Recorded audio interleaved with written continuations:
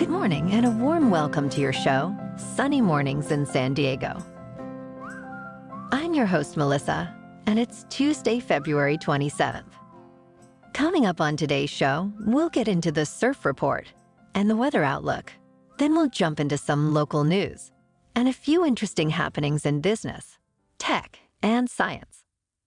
But first, you'll be interested to know, today is International Polar Bear Day.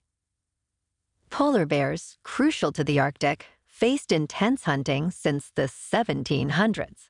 The 1973 International Agreement on Polar Bear Conservation by 5 nations, including the U.S. and Canada, significantly curbs this threat. However, by 2005, polar bears were classified as vulnerable. Despite current stable or increasing populations in some areas, projections show a worrying 30% decline by 2050 due to habitat loss. Check out our Instagram today for some entertaining videos of these amazing animals. And now, the surf report. We'll see a modest increase in the west-northwest swell, with thigh to waist-high waves and chest-high at top spots. Expect bumpier water due to light to moderate southwest to west wind. From Wednesday to Thursday, surf remains small, with a west-northwest and northwest swell mix. Excitement builds for Friday surf, peaking Saturday with potential chest-to-head-high waves, but onshore wind might affect conditions. Tuesday in Ocean Beach and South San Diego, it's looking good and clean, at 2 to 3 feet, before 11 a.m., with a 2.5-foot incoming mid-tide at 7 and no wind. Best time to ride is at 7 a.m. Everything after 1 is looking unrideable. Air temps for the morning surf are around 60 degrees. The first high tide Tuesday will be 4 feet just after 10 a.m., with a half-foot low tide around 4:40. The nearshore buoy at Scripps in La Jolla reads 60 degrees for the water temperature. Checking out the weather in the San Diego area. This morning, it's cloudy and 57 degrees with no wind. The sunset will take place at 5:44 p.m. and will rise again tomorrow at 6:17 a.m. It looks like we're in for a slight chance of showers before 11 a.m., then partly sunny, with a high near 65 and variable wind 5 to 10 miles per hour in the afternoon. Chance of precipitation is 20%. Tonight, partly cloudy with a low around 51. Looking ahead in the weather, we'll see a sunny Wednesday with a high near 67 and a northeast wind shifting west in the afternoon. Thursday brings mostly sunny skies and a high near 65, while the night turns mostly cloudy with a low around 52. Friday will be partly sunny, reaching a high near 63 degrees, and the night might see some rain after 11 p.m. alongside increasing clouds. Saturday also offers a chance of rain under mostly cloudy skies, with a high near 61.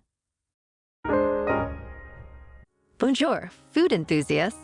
This podcast is brought to you by Versailles Cafe and Pastries in Encinitas. Nestled on El Camino Real South, just north of Encinitas Boulevard, this cafe is a haven for culinary delights. Indulge in their amazing Eggs Benedict or their gluten-free crepes. You can grab a panini for lunch or just breeze on through to get your morning coffee. They are open every day from 8 to 5. So stop on by and don't forget to tell them Sunny Morning sent you. In local news, San Diego is still experiencing a notable increase in remote work, as revealed by a survey from the San Diego Association of Governments. In 2024, 46% of employees are expected to work from home at least once a week, a 7% rise from 2023. This trend is consistent across various industries, income levels, and languages. Additionally, 53% of businesses in the city are planning to offer remote work options in 2024. This data was compiled by True North Research for the Remote Work Policies and Practices Survey.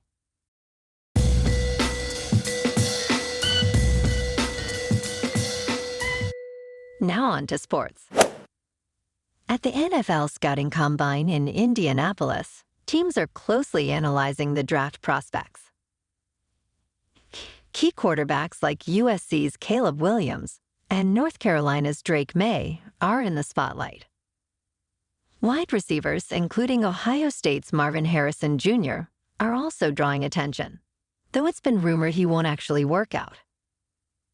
New head coaches and GMs, such as the Chargers' Jim Harbaugh, face scrutiny, and the future of quarterbacks like Kirk Cousins is a hot topic. Each team has unique priorities, with some focusing on upgrading specific positions like wide receiver or quarterback, while others negotiate contracts or strategize for the draft. This event is crucial for shaping team rosters and strategies for the upcoming season. But we are hearing rumblings that a lot of the so-called stars won't be showcasing their talent. No games in SoCal and NBA last night. Tomorrow night, though, the Lakers and Clippers face off again in Los Angeles. In national hockey, the Kings on the road lost to the Oilers 4-2. And tonight, they remain on the road to take on the Flames.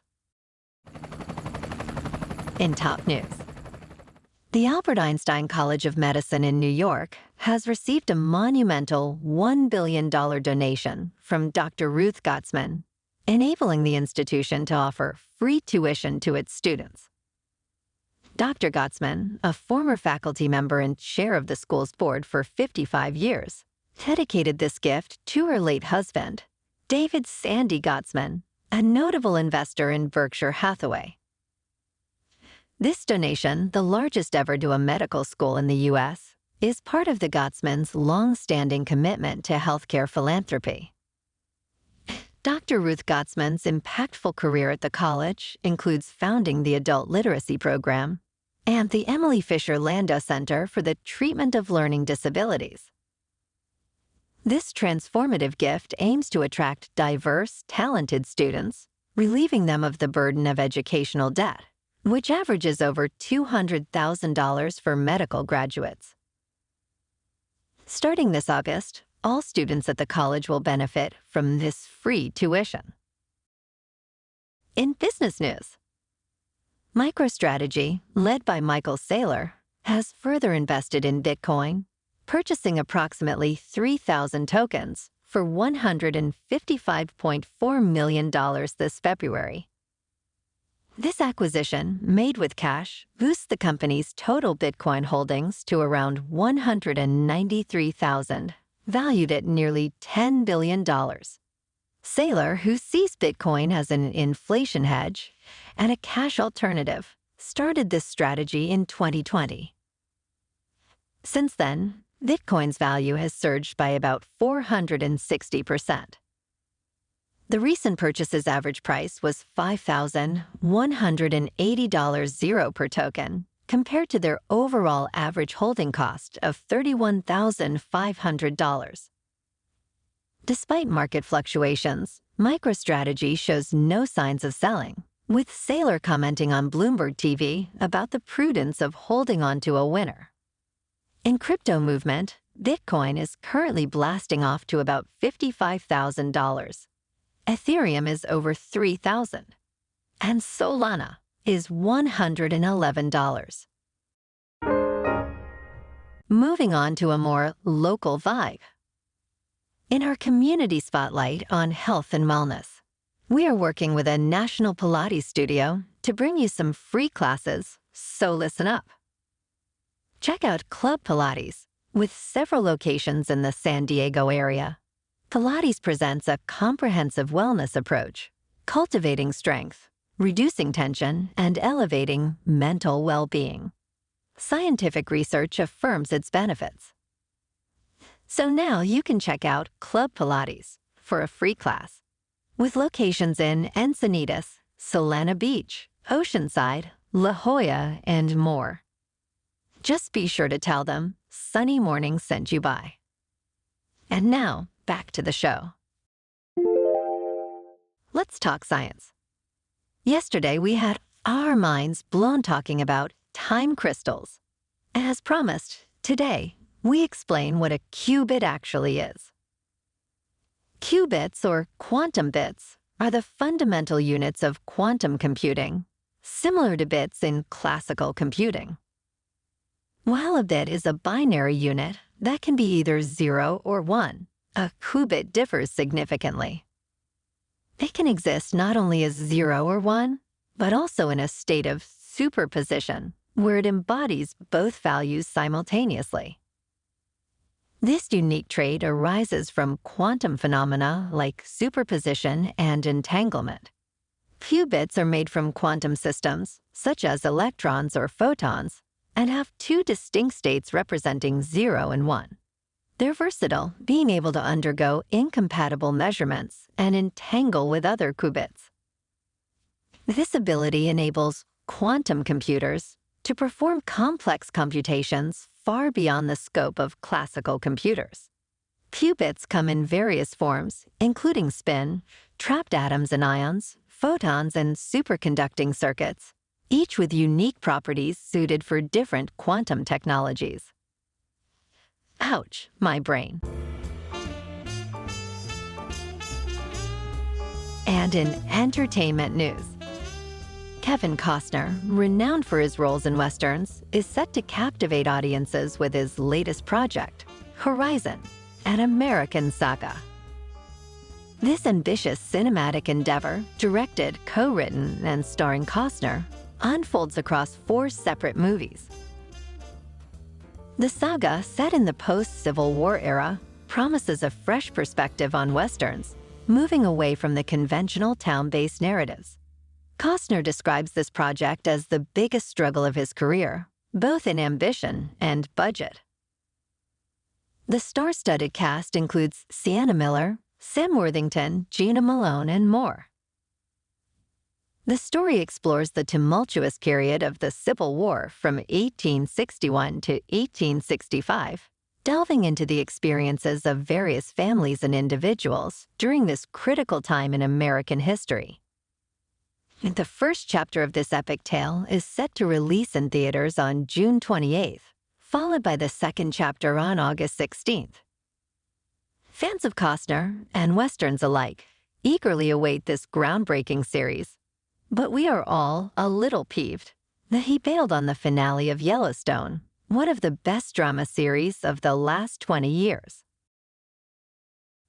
Well, alrighty folks, it's time for the quote of the day. And today, our quote comes from Albert Einstein. Learn from yesterday. Live for today. Hope for tomorrow. The important thing is not to stop questioning. And that's a wrap for this morning. Remember to stay tuned tomorrow for more news and updates. Have an amazing day, my good friends.